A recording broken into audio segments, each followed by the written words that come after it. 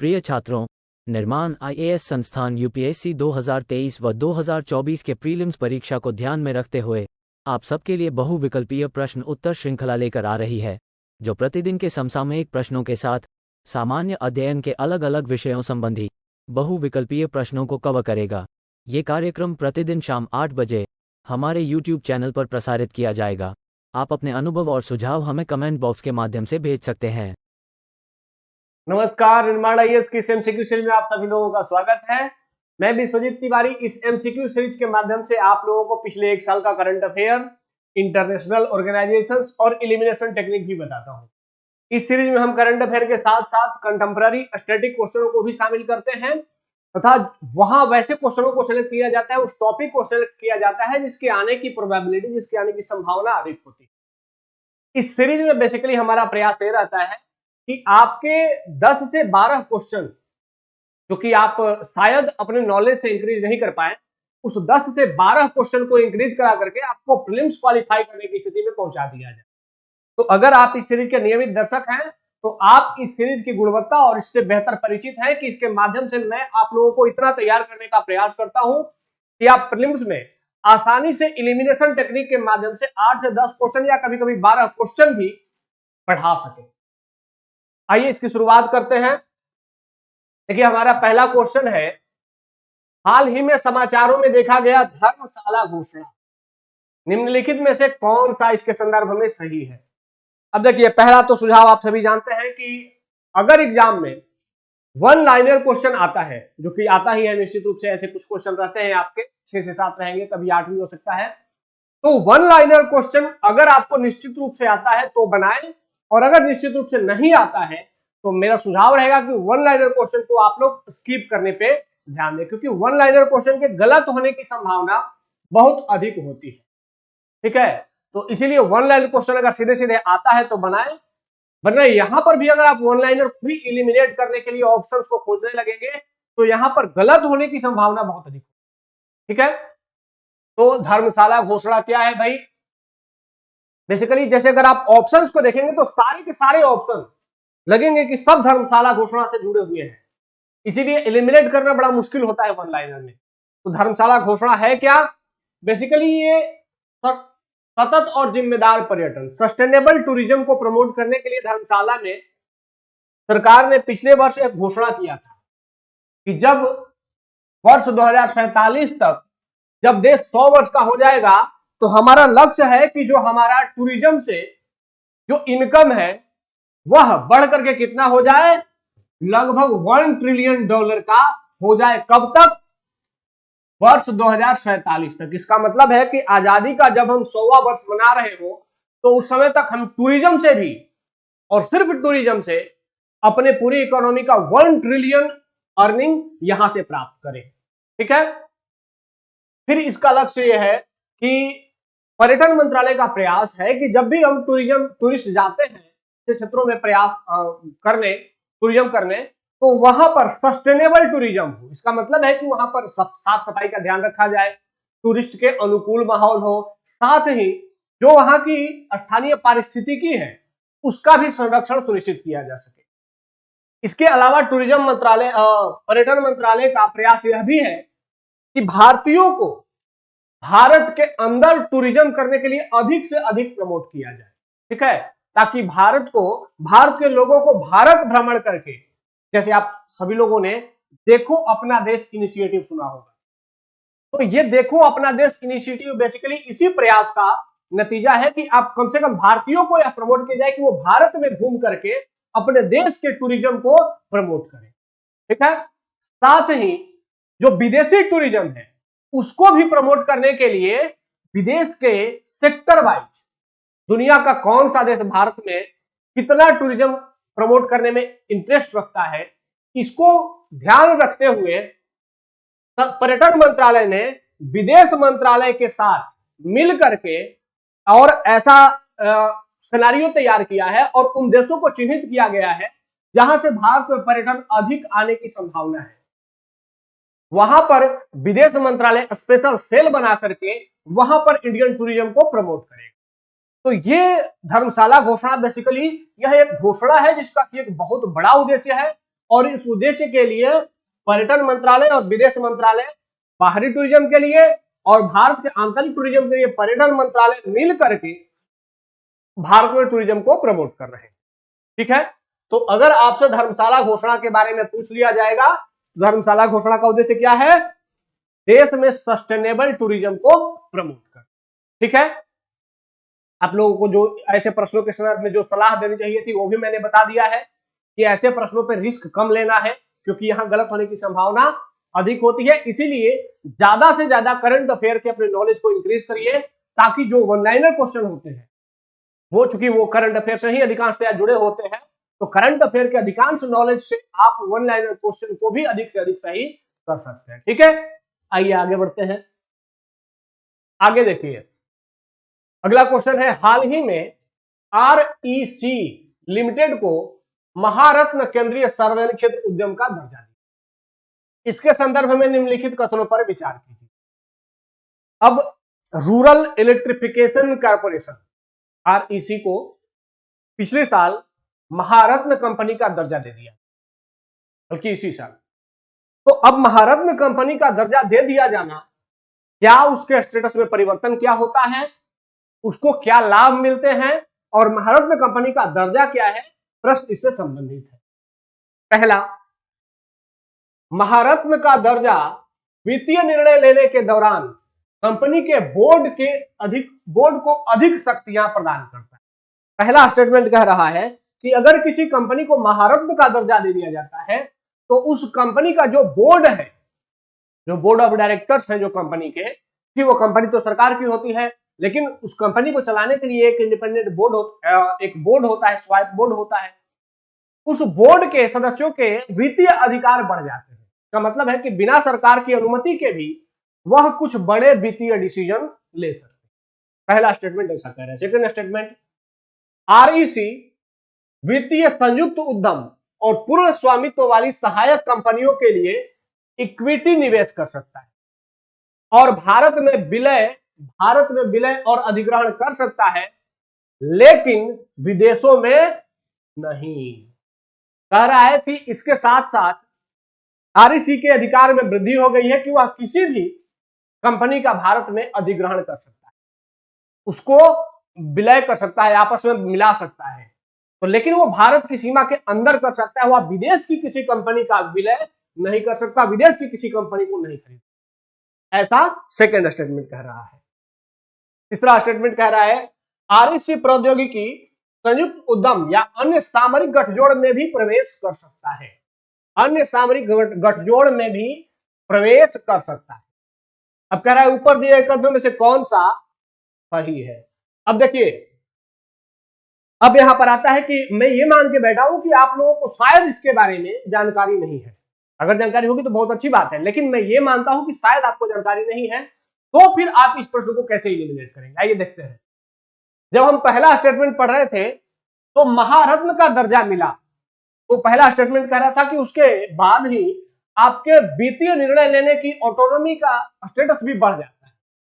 अब हमें चलो पहले के बारे में जानकारी नहीं है, माना कि वित्तीय निर्णय लेने के संदर्भ में आपके अधिकार बढ़ते हैं कि नहीं बढ़ते हैं, शायद इसके बारे में जानकारी नहीं। आइए सेकंड स्टेटमेंट देखते हैं। ये सेकंड स्टेटमेंट जैसे ही हम आगे बढ़ते हैं तो कहता है कि भारत में विलय अधिग्रहण तो कर सकता है लेकिन विदेशों में नहीं। तो यहां पर एक निश्चित फैक्ट है कि आप विदेश में नहीं कर सकते हैं, ठीक है। दूसरी बात कि यह एक निगेटिव स्टेटमेंट है, इसमें नहीं शब्द आ गया है, ठीक है। और आप सभी को बार बार मैंने कहा है कि जब स्टेटमेंट में निगेटिव शब्द आ जाए, निश्चित फैक्ट आ जाए, तो यहां पे गलत होने की संभावना भी उतनी ही अधिक हो जाती है, ठीक है। तो यहां पर जैसे ही हमने इसको गलत माना, इसका मतलब कि अगर सेकंड गलत है तो ये गलत है, 1 2 3 गलत हो गया। थर्ड स्टेटमेंट, और एक और बात कि थर्ड स्टेटमेंट में देखिए लास्ट में क्या कह रहा है, प्रवेश कर सकता है।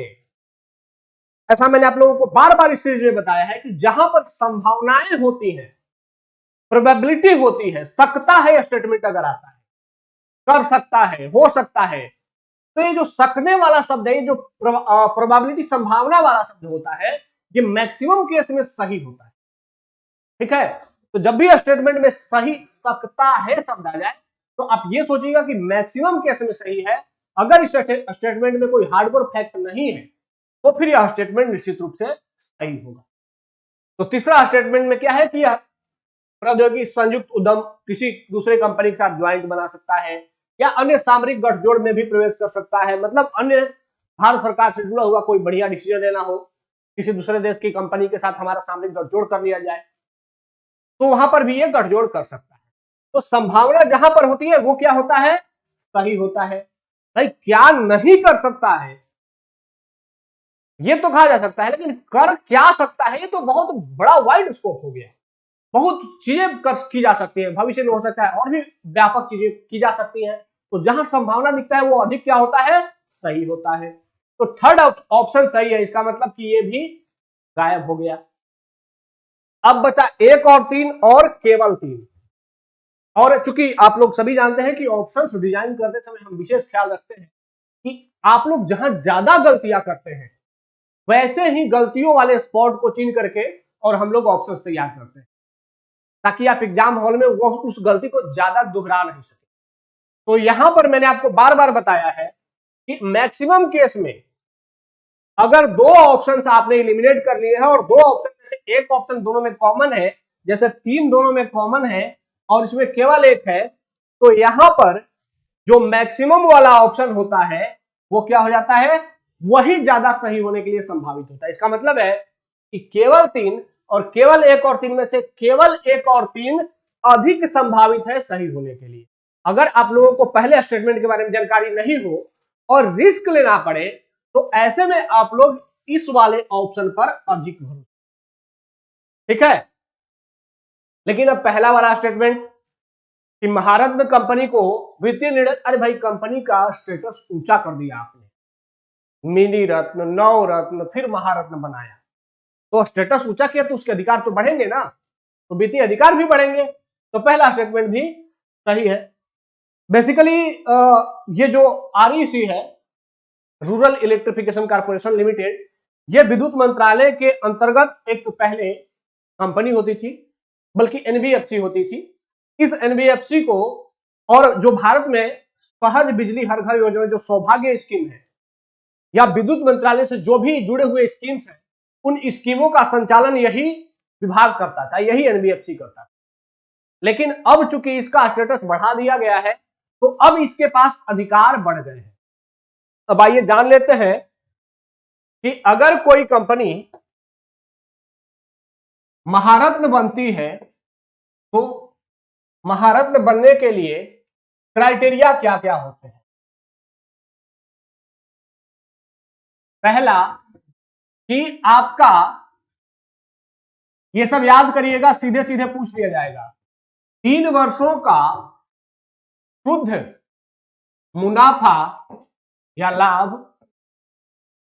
क्रमशः 5,000 करोड़ होना चाहिए। मतलब कि आप तीनों वर्ष में अगर लगातार 3 वर्ष आपका शुद्ध मुनाफा 5,000 करोड़ हुआ तब आप महारत्न कंपनी होने के लिए अप्लाई कर सकते हैं, तब आप महारत्न कंपनी होने का दर्जा प्राप्त कर सकते हैं। दूसरा कि अगर आपका 3 वर्षों का कुल व्यापार, 3 वर्षों का कुल व्यापार 15,000 करोड़ तक, 15,000 करोड़ या उससे अधिक हो तब भी आप महारत्न कंपनी बन सकते हैं। तीसरा,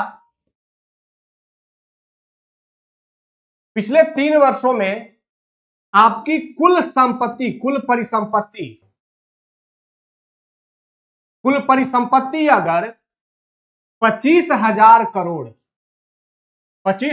करोड़ या उससे अधिक है तो भी आप महारत्न कंपनी होने का दर्जा प्राप्त कर सकते हैं। चौथा,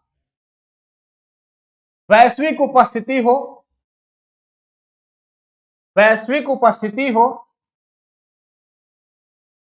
मतलब भारत से बाहर भी आप की कहीं कोई ब्रांच हो पांचवा, आप शेयर बाजार में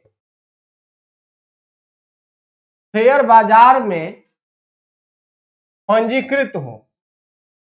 तो ये पैमाने हैं कि अगर आप इन पैमानों को, कोई कंपनी भारत में अगर इन पैमानों को फुलफिल करती है तो उसे महारत्न स्टेटस दिया जा सकता है। ये महारत्न का जो दर्जा है ये वर्ष 2010 से शुरू हुआ है। उद्देश्य क्या है?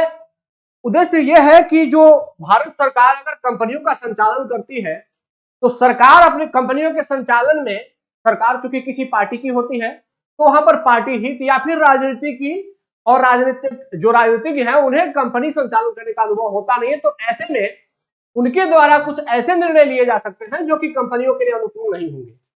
इसीलिए सरकार ने महारत्न कंपनी का दर्जा देकर के कंपनी का जो बोर्ड है उसके वित्तीय अधिकार में वृद्धि कर दी है, ताकि वे लोग अपने अनुकूल परिस्थितियों के अनुसार कंपनी का संचालन कर सके और सरकार उनके डेली टू डेली वर्क में इंटरफेयर नहीं करे। अब इसका लाभ क्या होता है? अगर कोई कंपनी महारत्न का दर्जा प्राप्त कर लेती है तो महारत्न का दर्जा प्राप्त करने के बाद वो कंपनी का जो बोर्ड है वो 5,000 करोड़ का निवेश करने के लिए क्या होगा? स्वतंत्र होगा। इसका मतलब है कि अगर आप किसी कंपनी को दर्जा मिल गया महारत्न का तो उसके जो बोर्ड के मेंबर हैं वो कंपनी के हितों की अनुकूलता को देखते हुए 5,000 करोड़ इन्वेस्ट करने के लिए सरकार से परमिशन नहीं लेंगे, बल्कि वो 5,000 करोड़ तक का इन्वेस्टमेंट कर सकते हैं। ठीक है, इसी के तहत वो किसी कंपनी को खरीद भी सकते हैं। अगर उस कंपनी का प्राइस 5,000 करोड़ से कम है तो खरीद सकते हैं, किसी दूसरी कंपनी का शेयर खरीद सकते हैं, किसी कंपनी का विलय कर सकते हैं। ये अधिकार भी अगर आप महारत्न दर्जा प्राप्त करते हैं तो आपको मिल जाता है। ठीक है, तो ये चीजें हमने देख ली जो आपको जाननी चाहिए थी, क्योंकि यहां से सीधे सीधे यही हो सकता है, यही पॉइंट्स आपसे क्वेश्चन में पूछ लिए जाए। तो आइए समझते हैं, अब आगे देखते हैं। तो हमने जान लिया कि महारत्न का दर्जा क्या होता है। इसका आंसर क्या हो गया? इसका आंसर हो गया 1 और 3। आइए देखते हैं।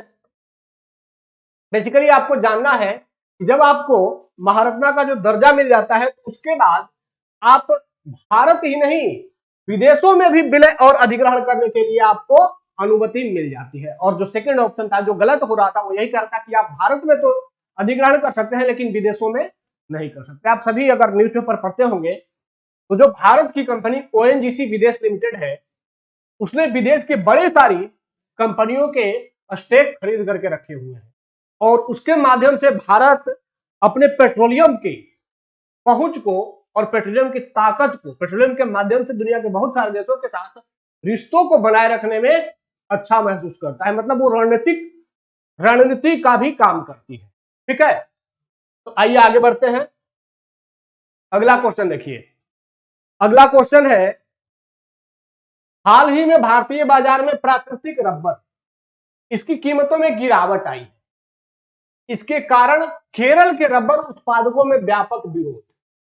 रबर के संदर्भ में निम्नलिखित कथनों पर विचार कीजिए। अब देखिए, अगर ऐसा प्रश्न आता है तो ऐसे प्रश्न बेसिकली आपकी अगर अंडरस्टैंडिंग अच्छी है, आपका माइंड क्लियर है, शार्प है, आप भारत की जलवायु को समझते हैं, तो अगर आपको एग्जैक्ट डेटा नहीं भी पता हो तब भी आप आंसर निकाल सकते हैं। आइए देखते हैं कैसे।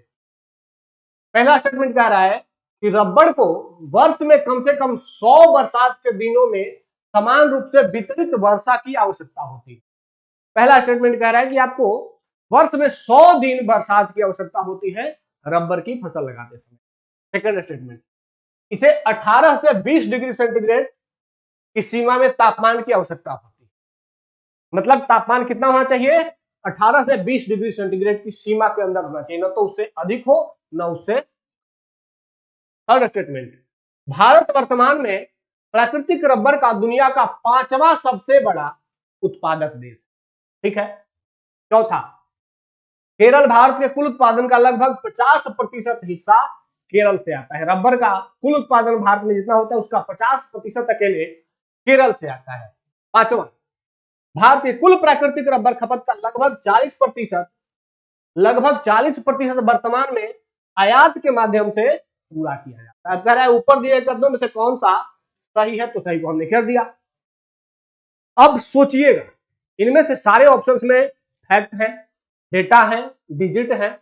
अब आपको सोचना है, थोड़ा सा सोच करके आंसर निकल जाएगा। देखिए, पहला स्टेटमेंट सोचिए। पहला स्टेटमेंट कह रहा है कि आपको 100 दिन के आसपास लगभग बरसात होनी चाहिए। अब सोचिए, भारत में सबसे ज्यादा रबर कहां होता है? सेकंड स्टेटमेंट, ये चौथा स्टेटमेंट खुद ही कह रहा है कि केरल भारत के कुल उत्पादन का लगभग 50% उत्पादित करता है। अब चलो मान लेते हैं कि डेटा गलत है, 50% नहीं करता होगा, 20% करता होगा, 70% करता होगा, 40% करता होगा, कुछ तो करता है, लेकिन फिर भी अच्छा अमाउंट में करता है। तो केरल की जलवायु को सोच लीजिए। केरल विषुवत रेखा से कितने डिग्री पर है? केरल विषुवत रेखा से 8 डिग्री नॉर्थ के आसपास है। हम तो 23.5 डिग्री के आसपास है। तो केरल जब 8 डिग्री के नॉर्थ के आसपास है तो वहां गर्मी बहुत अधिक होगी, बहुत अधिक होगी। समुद्र से एकदम सटा हुआ है, बरसात भी बहुत अधिक होगी, होनी चाहिए। तो बरसात भी बहुत अधिक होगी, गर्मी भी बहुत अधिक होगी, और वहां पर रबर हो रहा है। इसका मतलब कि 100 दिन बरसात वाला जो पॉइंट है, कम से कम 100 दिन बरसात वाला पॉइंट, यह मैक्सिमम संभावना है कि सही हो जाएगा, क्योंकि केरल में 100 दिन के आसपास बरसात होती होगी। ठीक है, समझ रहे हैं ना आप लोग ये बातों को, कि दोनों तरफ से समुद्र है, बीच में केरल छोटा सा निकला हुआ ऐसे है। वहां पश्चिमी घाट पर खूब बरसात भी होती है, लगभग वर्ष भर बरसात होती है, तो कम से कम 100 दिन तो बरसात होती ही होगी। तो पहला स्टेटमेंट तो सही है। तो पहला स्टेटमेंट सही है, तो ये सेकंड ऑप्शन गायब हो गया। अब सेकंड स्टेटमेंट सोचिए, कह रहा है कि इसे 18 से 20 डिग्री सेंटीग्रेड की सीमा में तापमान की आवश्यकता होती है। उत्तर भारत का टेम्परेचर कितना होता है? अभी अगर आपके पास हम बात करें तो अभी भी हमारे यहां 20 डिग्री के आसपास टेम्परेचर होगा, जबकि अभी गर्मी नहीं आई है। अब केरल का टेम्परेचर सोचिए, केरल तो विषुवत रेखा के एकदम सटे हुए, हम 23.5 डिग्री पे हैं और केरल तो 8 डिग्री पे है, तो वहां टेम्परेचर क्या 18 से 20 के रेंज में होगा कि ज्यादा होगा? ज्यादा होगा। तो जब ज्यादा होगा तो 18 से 20 की सीमा में बंधेगा टेम्परेचर? नहीं, उससे ज्यादा रहेगा, और वहां पर रबर उत्पादित होता है। तो इसका मतलब है कि 18 से 20 नहीं, बल्कि उससे ज्यादा टेम्परेचर की आवश्यकता होगी। समझ रहे हैं? तो सेकंड ऑप्शन गलत। अब दो जहां जहां गलत है वहां काट दीजिए, दो गलत। आंसर क्या निकल गया? 1, 3 और 5। इसका मतलब है कि आपको रबर उत्पादन के बारे में फैक्ट जानने की जरूरत नहीं थी, आपको सिर्फ मॉनसून की समझ, भारत की जलवायु की समझनी थी। यहीं से आपका पूरा आंसर निकल जाता। आपको रबर के उत्पादन के लिए क्या क्या डेटा चाहिए, कितना टेम्परेचर चाहिए, कितनी बरसात चाहिए, ये जानने की जरूरत नहीं थी, फिर भी आप आंसर निकाल सकते थे आप। बिल्कुल, दो ऑप्शन को एलिमिनेट किया आपने, आसानी से आपका आंसर निकल गया। ठीक है, सिर्फ एक ऑप्शन, सिर्फ दो को आपने एलिमिनेट किया, मतलब पूरा ऑप्शन पढ़ने की जरूरत नहीं पड़ी, फिर भी आपका सही आंसर आ गया। ये एब्सोल्युटली सही आंसर है। तो इसका मतलब है कि 1, 3 और 5 नंबर स्टेटमेंट सही है। तो रबर को कम से कम 100 बरसात के दिन की आवश्यकता होती है। तीसरा, भारत वर्तमान प्राकृतिक रबर का दुनिया का 5वां सबसे बड़ा उत्पादक है, यह डेटा भी सही है। और पांचवा, कि भारत की कुल प्राकृतिक रबर खपत का लगभग 40% आयात से पूरा होता है। इसका मतलब कि हम रबर के बहुत बड़े आयातक भी हैं। हमारे यहाँ रबर का अधिकांश उत्पादन केरल, कर्नाटक, तमिलनाडु, मतलब वो दक्षिण भारत में जो राज्य है वहीं तक सीमित है। तो इसका मतलब है कि रबर अधिकांश हम आयात से पूरा करते हैं। यह स्टेटमेंट भी सही है। आइए जान लेते हैं कि भारत वर्तमान में प्राकृतिक रबर का दुनिया का 5वां सबसे बड़ा उत्पादक देश है, जबकि दूसरा सबसे बड़ा उपभोक्ता देश भी है। हम उत्पादक 5वां है और उपभोक्ता दूसरा है, और कुल प्राकृतिक रबर खपत का लगभग 40% हम आयात से पूरा करते हैं। केरल, जो कि भारत में रबर का बहुत बड़ा उत्पादक है, वो 50% नहीं बल्कि कितना 75% लगभग, मतलब सोचिए कि शेष 25% में पूरा भारत है, अकेले केरल 75% रबर का उत्पादन करता है। तो ऐसे में अगर आप लोग अभी न्यूज पढ़ रहे होंगे तो केरल में किसान वहां पर आंदोलन कर रहे हैं क्योंकि रबर के प्राइस में कमी आ गई है। तो रबर के प्राइस में कमी आएगी तो रबर उत्पादक जो वहां के किसान हैं उनका लाभ कम हो जाएगा। तो ऐसे में वहां के रबर उत्पादक किसानों के लिए चुनौती हो जाएगी, तो इसीलिए वो आंदोलन कर रहे हैं। और अकेले 75% केरल से ही आता है, तो समझिए कि केरल के इकोनॉमी में रबर की भूमिका कितनी है। और रबर को वर्ष में कम से कम 100 वर्षा वाले दिनों की समान रूप से आवश्यकता होती है। और टेम्परेचर कितने चाहिए? 20 से 34 डिग्री सेंटीग्रेड। केरल में 20 से 34 डिग्री टेम्परेचर रहता ही रहता है, तो इसी टेम्परेचर रेंज को रबर की आवश्यकता होती है। ठीक है, तो यहां आपने सिर्फ भारत की जलवायविक परिस्थिति की समझ थी, इस आधार पर आंसर निकाल लिया, आपको फैक्ट जानने के बारे में आवश्यकता नहीं पड़ी। ठीक है, ऐसे प्रश्न मिलेंगे और आप आसानी से उसका आंसर अगर समझदारी से निकालेंगे तो निकल भी जाएगा। आइए आगे बढ़ते हैं। अगला क्वेश्चन है, पीएम प्रणाम कृषि प्रबंधन योजना के लिए वैकल्पिक पोषण तत्वों का प्रचार योजना, इसके बारे में निम्नलिखित कथनों पर विचार करें। पीएम प्रणाम योजना क्या है भाई? इसका उद्देश्य रासायनिक उर्वरकों पर सब्सिडी का बोझ कम करना है। ठीक है, किस उर्वरक पर? रासायनिक उर्वरक पर। सेकेंड, इस योजना का कोई अलग बजट नहीं होगा और इसे कृषि और किसान कल्याण विभाग द्वारा संचालित योजनाओं के तहत मौजूदा उर्वरक सब्सिडी की बचत के माध्यम से वित्त पोषित किया जाएगा। तीसरा, पूरी सब्सिडी बचत के अनुदान के रूप में उस राज्य को, पूरी सब्सिडी किसको दी जाएगी? अगर बचत हुई है तो उस राज्य को दिया जाएगा जो पैसा बचा। ऊपर दिए कथनों में से कौन सा गलत है? अब ध्यान रखिएगा कि मैं बार बार कहता हूं कि सही और गलत जैसे ही दिखे उसको क्या करना है? घेर देना है, क्योंकि कभी कभी ऑप्शंस गलत पूछ लेता है और हम बार बार सही सही देखते रहते हैं, तो वो गलत और सही पर ध्यान नहीं देते हैं और गलत वाले ऑप्शंस को भी सही मान करके सॉल्व करके आंसर करके चले आते हैं। और जब घर आते हैं तो पता चलता है कि अरे तो गलत करना था, मतलब जानते हुए हमने गलत कर दी। तो इसीलिए सही और गलत जैसे लिखो उसको घेर लेना है, ये हैबिट डेवलप कर लेना। अब कह रहा है कि गलत कौन कौन सा है। देखिए सेकंड ऑप्शन में हमें क्या दिखा?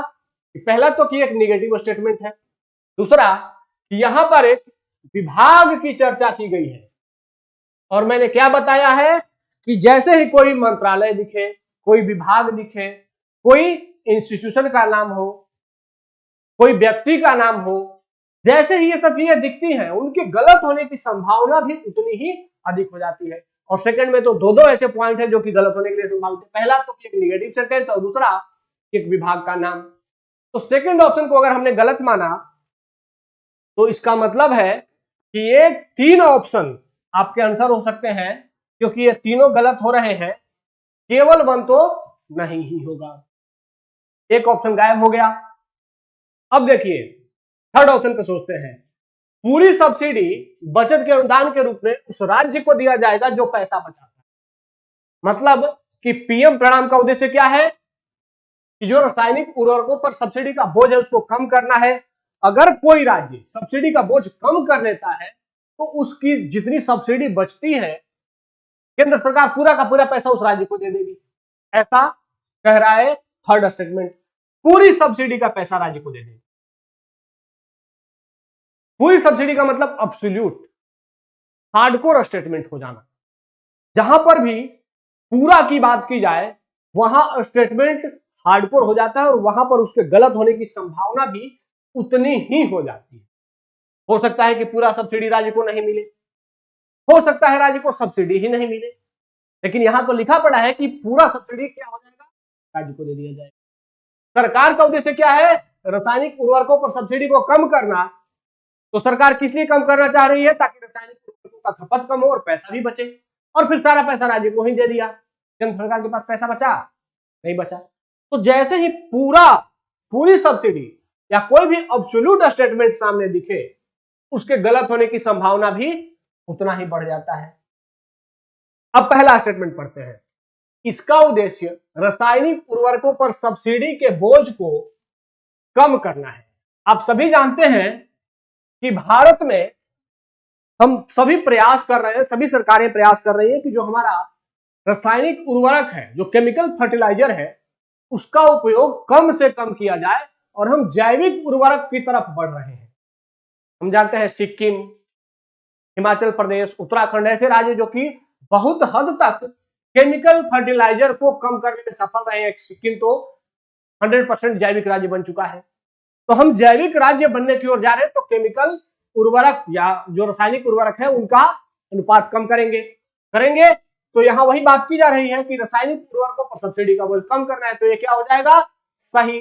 तो पहला जब सही हुआ तो इसका मतलब कि ये दोनों ऑप्शन में नहीं हुआ, क्योंकि ये फिर गलत नहीं होगा। यहां पहला नहीं है और 2 और 3 के गलत होने की संभावना है, तो आंसर हो जाएगा सी। इसका मतलब कि 2 और 3 गलत है। अब पीएम परिणाम जान लीजिए आप लोग।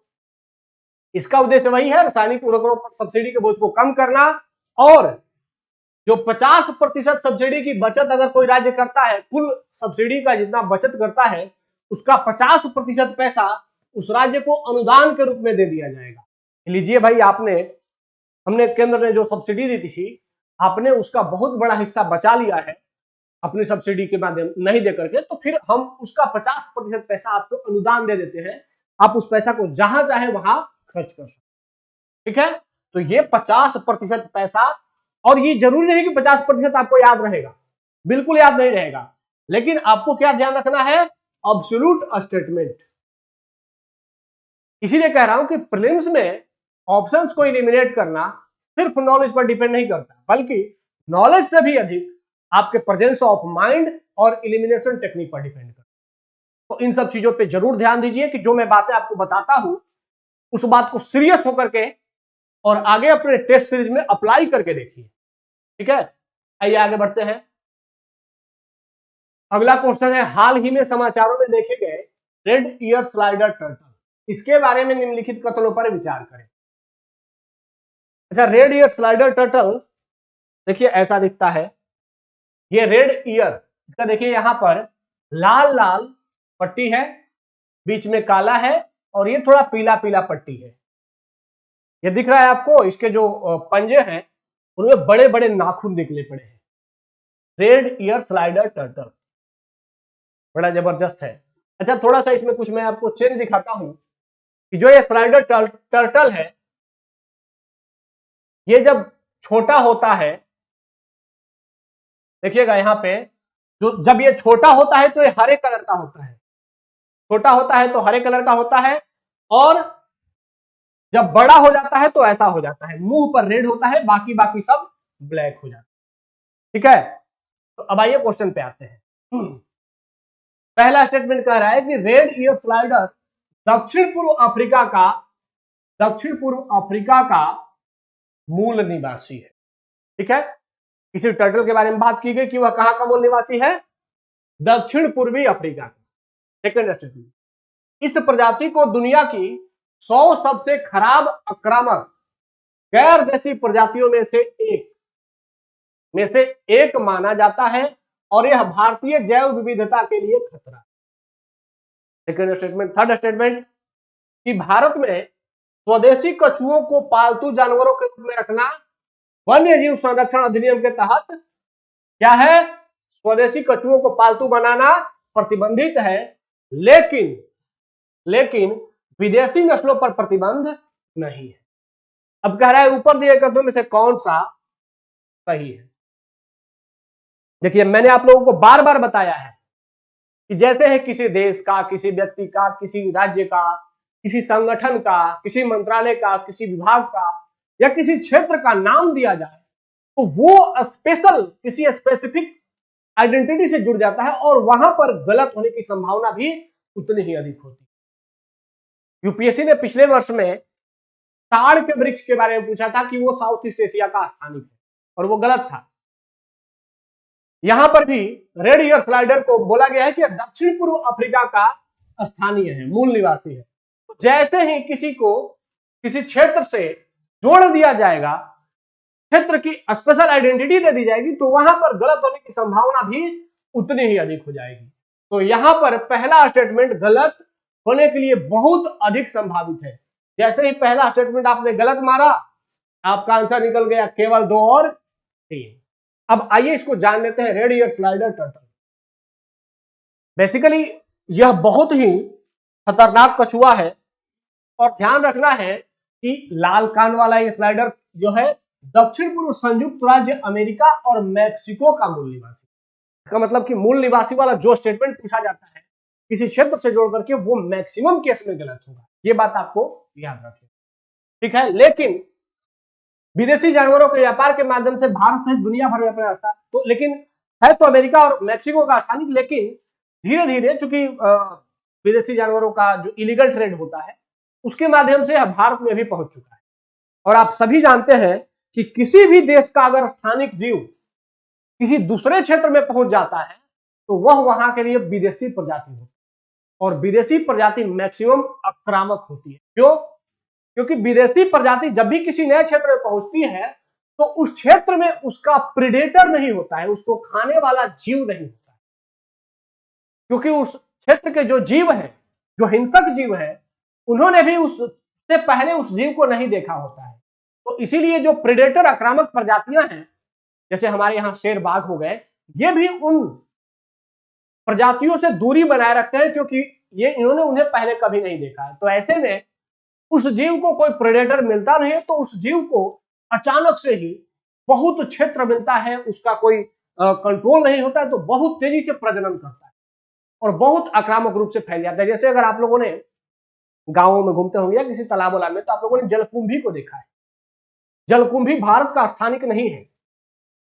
जलकुंभी भारत का स्थानिक नहीं है तो जो जल में बहुत सारे और पौधे होते हैं, उनका कोई प्रेडेटर जल में उपस्थित होता है, उनको खा करके जो जल के जलचर हैं वो उनको खा करके संतुलित करते हैं, उनको बहुत अधिक बढ़ने से रोकते हैं, लेकिन जलकुंभी को कोई नहीं खाता, इसीलिए जलकुंभी आक्रामक रूप से फैल जाता है। तो ऐसे ही आक्रामक पौधों को, तो ऐसे ही कोई अगर विदेशी प्रजाति आती है तो वो आक्रामक हो जाता है और उसका विस्तार भी बहुत अधिक हो जाता है। तो इसी संदर्भ में ये जो लाल कान वाला स्लाइडर कछुआ है, यह भी भारत सहित दुनिया के जहां जहां भी इसका विस्तार हुआ है वो वहां आक्रामक प्रजाति के रूप में देखी गई। तो जो आक्रामक प्रजाति है यह बहुत अधिक फैलेगी तो बहुत अधिक जो अन्य जानवर है उनका भोजन खाएगी, तो जो दूसरे प्रजाति है उनके लिए भोजन की समस्या हो जाएगी, तो उनके लिए जीवन का संकट उत्पन्न हो जाएगा। तो इसीलिए स्वदेश भारत सहित दुनिया के अन्य प्रजातियों के लिए क्या है, यह एक खतरा है और यह सबसे खराब आक्रामक प्रजातियों में इसको माना गया है। बहुत ही आक्रामक प्रजाति है। तो यह भी ध्यान रखना है कि भारत में आप सभी जानते हैं कछुओं को घर में पालना प्रतिबंधित है। जो समुद्री कछुआ है या स्थानीय कछुआ है, लोग उनको घर में नहीं पालते हैं क्योंकि पालने पर, पकड़े जाने पर आपको सजा हो जाती है। तो स्वदेशी कछुओं को पालतू जानवरों के रूप में रखा जाना, वन्य जीव संरक्षण अधिनियम कब आया था? 1972। ये भी याद रख लेना है। वन्य जीव संरक्षण अधिनियम के तहत क्या है? प्रतिबंधित है। लेकिन आप सभी जानते हैं कि हमारे यहाँ बहुत सारे विदेशी प्रजातियों को लोग पालते हैं, विदेशी जानवरों को पालतू बनाते हैं, तो विदेशी नस्लों को प्रतिबंधित नहीं किया गया है। इसका मतलब है कि अगर आप कोई विदेशी प्रजाति है जो कि भारत के स्थानिक नहीं है, उसको खुले में नहीं छोड़ा जा सकता, तो उसको अगर आप रखना चाहें तो रख सकते हैं, अपने घर में रख सकते हैं, ओपन नहीं रख सकते, ठीक है। जैसे विदेशी कोई कुत्ता होता है, विदेशी कुत्ता ओपन में नहीं छोड़ा जा सकता, वह हमारे यहां ओपन में रहना उसका प्रतिबंधित है। बहुत सारे विदेशी कुत्ते लोग पालते हैं, लेकिन उनको आप घरों में पाल सकते हैं, घर में पालना प्रतिबंधित नहीं है। तो इसी तरीके से इस कछुआ को भी आप घर में पाल सकते हैं, लेकिन इसको ओपन में नहीं छोड़ा जा सकता, क्योंकि ओपन में छोड़ने के बाद यह भारत के लिए एक समस्या बन गया, ठीक है। तो इसीलिए विदेशी प्रजातियों को भी, विदेशी नस्ल के जीवों को भी पालतू बनाया जा सकता है, लेकिन वह भारत ओपन में नहीं छोड़ा जा सकता। इतनी जानकारी आपको मिल गई, ठीक है।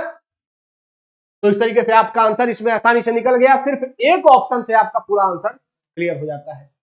यूपीएससी भी ऐसे ही ऑप्शन देगा, आपको एक ऑप्शन से ही पूरे आंसर क्लियर हो जाएंगे। आइए आगे बढ़ते हैं।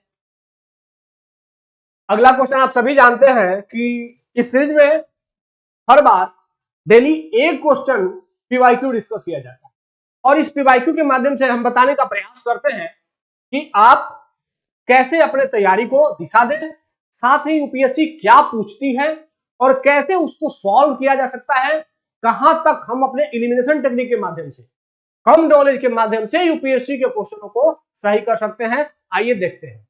तो बेसिकली 22 और 21 का क्वेश्चन हमने सही सॉल्व कर लिया है। अभी 2020 का सीरीज चल रहा है। स्टेटमेंट है कि व्यापार संबंधित निवेश उपायों, trade related investment measures, TRIMS, इसके संदर्भ में निम्नलिखित में से कौन सा सही है, आपको सही पहचानने हैं। ट्रेड रिलेटेड इन्वेस्टमेंट मेजर्स, पहला, विदेशी निवेशकों द्वारा किए जाने वाले आयात पर परिमाणात्मक निर्बंधन निषिद्ध होते हैं, मना किए जाते हैं। यह इकोनॉमी का क्वेश्चन है। सेकंड, ये वस्तुओं और सेवाओं दोनों के व्यापार से संबंधित निवेश उपायों पर लागू होते हैं। थर्ड, ये विदेशी निवेश के नियमन से संबंधित नहीं है, विदेशी निवेश के नियमन से संबंधित नहीं है। नीचे दिए कोड का प्रयोग कर सही उत्तर चुनिए। अब देखिए स्टेटमेंट पढ़िएगा पहले ध्यान से। यूपीएससी के क्वेश्चन कभी कभी इतने आसान होते हैं और पढ़ते समय इतने मुश्किल लगते हैं। वो इसलिए मुश्किल लगते हैं क्योंकि आपने अब तक क्वेश्चनों को इलिमिनेट करना, उसको समझना नहीं सीखा होता है। आइए देखते हैं। कह रहा है व्यापार संबंधित निवेश उपाय, ट्रेड रिलेटेड इन्वेस्टमेंट मेजर्स, ठीक है। इसके संदर्भ में कौन सा कथन सही है। अब सेकेंड स्टेटमेंट कर रहा है कि वस्तुओं और सेवाओं दोनों के व्यापार, तो ये क्या हो गया, एक फैक्ट हो गया। वस्तु का भी व्यापार, सेवा का भी व्यापार, व्यापार से संबंधित निवेश, तो वस्तु और सेवा दोनों की बात की जा रही है। तो दो स्पेशल फैक्ट हो गए, वस्तुओं का भी व्यापार, सेवाओं का भी व्यापार। हो सकता है सिर्फ वस्तु हो या हो सकता है सिर्फ सेवा हो, ठीक है। लेकिन यहां क्या कह रहे हैं कि ये वस्तुओं और सेवाओं दोनों के व्यापार से संबंधित निवेश उपाय पर लागू होते हैं। ये सेकंड स्टेटमेंट बेसिकली इसीलिए दिया गया है ताकि आप इसको पहचाने, आप यूपीएससी के ट्रेंड को समझें और इस ऑप्शन को इलिमिनेट करें। एग्जामिनर भी चाहता है कि जो स्मार्ट स्टूडेंट हैं, जो इलिमिनेशन करना जानते हैं, वो इस ऑप्शन को इलिमिनेट करें, इसीलिए उन्होंने ऐसा ऑप्शन ही बनाया है। तो वस्तुओं और सेवाओं दो फैक्ट दे करके इन्होंने कहा कि इस स्टेटमेंट को आप गलत कर लो। अब आपको नहीं पता है कि वो वस्तु के व्यापार के बारे में बात की जा रही है कि सेवा के व्यापार के बारे में बात की जा रही है, लेकिन यहां पर दो फैक्ट देकर के इन्होंने कहा कि इसको गलत कर लो। आपने अगर नहीं पहचाना, यूपीएससी के पीवाईक्यू का एनालिसिस नहीं किया, तो आप इसको सही नहीं कर सकते हो। लेकिन अगर आपने पीवाईक्यू का एनालिसिस किया है तो आप समझते हैं कि इकोनॉमी में या जो भी प्रश्न पूछते हैं उसमें जो फैक्ट दिया जाता है, वो फैक्ट बेसिकली इसीलिए दिया जाता है ताकि आप उस फैक्ट को पहचान करके और ऑप्शंस को सही करो। अब देखिए व्यापार संबंधित निवेश उपाय, ये क्या है भाई, व्यापार संबंधित निवेश उपाय। शब्द ही कह रहा है कि अगर आप व्यापार कर रहे हैं किसी दूसरे देश में तो निवेश, उसमें जो उपाय है वो क्या है। अगर आप किसी दूसरे देश में निवेश कर रहे हैं तो जो ट्रिम्स की संकल्पना है, बेसिकली ये डब्ल्यूटीओ की संकल्पना है, ये कहती है कि दुनिया के दूसरे देशों में अगर व्यापार करें तो आपको व्यापार करने में वहां पर आसानी होनी चाहिए। तो और पहला स्टेटमेंट क्या कह रहा है कि विदेशी निवेशकों द्वारा किए जाने वाले आयात पर परिमाणात्मक निर्बंधन निषिद्ध होते हैं। परिमाण मतलब मात्रा, परिमाणात्मक क्वांटिटिव रिस्ट्रिक्शंस, तो मतलब कि अगर किसी दुनिया के दूसरे देश से आप व्यापार करें तो आप कितना अमाउंट में व्यापार करेंगे यह निश्चित, इस पर कोई रिस्ट्रिक्शन नहीं होना चाहिए। यह रिस्ट्रिक्शन क्या है, निषिद्ध है। रिस्ट्रिक्शन नहीं लगा सकता कोई देश कि हमारे देश में उस देश से सिर्फ इतना ही माल आएगा। यह ट्रिम्स का प्रोविजन ऐसा कहता है। ट्रिम्स किस लिए है, व्यापार को आसान बनाने के लिए। तो ये तो स्टेटमेंट सही होना चाहिए। स्टेटमेंट कह रहा है कि ये विदेशी निवेश के नियमन से संबंधित नहीं है। रेगुलेशन, विदेशी इन्वेस्टमेंट क्या है कि फॉरेन इन्वेस्टमेंट किसी देश में कितना आएगा, इस देश को, किसी देश को यह अधिकार है, वो उसको चेक एंड बैलेंस कर सकता है। ये कह रहा है कि उसके नियमन से संबंधित नहीं है। तो बिल्कुल ये सही है कि ये विदेशी निवेश से जुड़ा हुआ नहीं है, सिर्फ किससे जुड़ा हुआ है, वस्तुओं के व्यापार से, इवन सेवाओं के व्यापार से भी नहीं जुड़ा हुआ है, ठीक है। तो लेकिन इन तीनों में जैसे ही आपने एक देखा कि यहां पर इन दोनों में फैक्ट नहीं है, ये स्टेटमेंट्स हैं, निगेटिव पॉजिटिव भले हैं लेकिन ये स्टेटमेंट्स है। लेकिन सेकंड में तो फैक्ट है कि वस्तुओं और सेवाओं, जैसे ही फैक्ट को आपने गलत किया, दो को गलत किया, आपका आंसर निकल गया केवल 1 और 3 और यही आंसर था, ठीक है। तो यूपीएससी के पीवाईक्यू के माध्यम से हम बताने का प्रयास करते हैं कि आप फैक्ट पर ध्यान दीजिए, फैक्ट को ढूंढिए, जहां फैक्ट दिखेगा वहां गलत होने की संभावना भी। ठीक है, आइए आगे बढ़ते हैं। आप सभी जानते हैं कि इस सीरीज में अभी इंटरनेशनल ऑर्गेनाइजेशन चल रहे हैं, तो डेली 2 क्वेश्चन इंटरनेशनल ऑर्गेनाइजेशन का भी होता है। तो पहला क्वेश्चन है रासायनिक हथियारों के निषेध संगठन, organisation of prohibition of chemical weapon, इसके संदर्भ में निम्नलिखित कथनों पर विचार कीजिए। रासायनिक हथियारों को निषिद्ध करने, उसको रेगुलेट करने, रोकने के लिए यह संगठन है। पहला स्टेटमेंट कर रहे हैं नेटो और WHO इसके साथ कार्यकारी संबंध में यूरोपीय संघ का एक संगठन। सेकेंड स्टेटमेंट, यह नए हथियारों के उभरने से रोकने, इसके लिए रासायनिक उद्योगों पर नजर रखता है। थर्ड स्टेटमेंट, यह रासायनिक हथियारों के खतरों के खिलाफ राज्यों को सहायता और सुरक्षा प्रदान। अब देखिए संगठन का नाम क्या है, रासायनिक हथियारों से निषेध संगठन, रासायनिक हथियारों को रोकने वाला संगठन। तो केमिकल हथियार को रोकने वाला संगठन है, तो केमिकल हथियार जो नए नए बन रहे हैं उस पर नजर रखेगा कि नहीं रखेगा? रखेगा।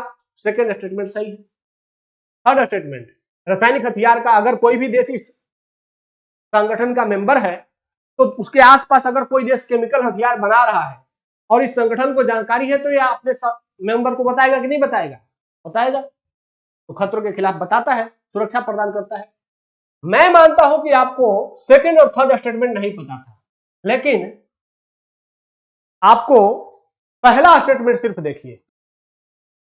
पहले स्टेटमेंट में आपको दिख रहा है कि यहां पर तीन ऑर्गेनाइजेशंस का नाम है। पहला तो कि नेटो, दूसरा WHO और तीसरा यूरोपीय संघ। अब मैं मान लेता हूं कि चलिए आपको ये नहीं पता कि इनमें से कौन कौन संगठन इससे जुड़े हुए हैं, तो संगठन के नाम तो हैं, ऑर्गेनाइजेशन के नाम तो हैं, फैक्ट है ना।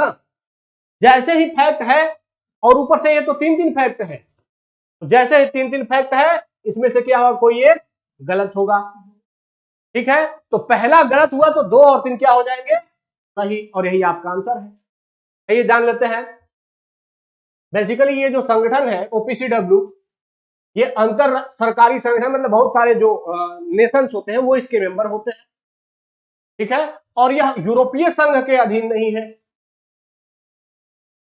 इसका मुख्यालय कहां है? हेग। ये स्वायत्त निकाय है जो संयुक्त राष्ट्र के ढांचे के भीतर काम करता है, मतलब यूनाइटेड नेशन से जुड़ा हुआ है। इसकी स्थापना 1997 में हो गई थी। ठीक है, और दुनिया में अगर कहीं भी केमिकल वेपन होता है तो यह उसकी देखरेख करता है। ठीक है, तो आइए आगे अगला क्वेश्चन देखते हैं।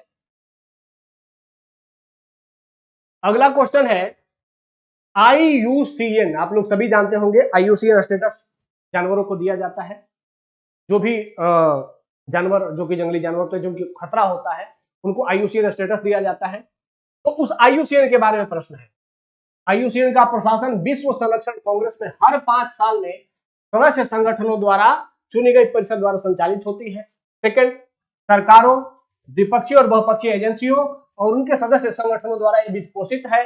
तीसरा, संयुक्त राष्ट्र महासभा में इसे आधिकारिक पर्यवेक्षक का दर्जा है। तो 3 स्टेटमेंट हैं, आपको बताना है कौन सा सही है। और ये चूंकि लास्ट ऑप्शन आप सभी जानते हैं कि आप लोगों के लिए दिया जाता है कि आप लोग कमेंट बॉक्स में इसका आंसर बताएंगे, तो उम्मीद है कि आप लोग इसका आंसर कमेंट बॉक्स में बताएंगे।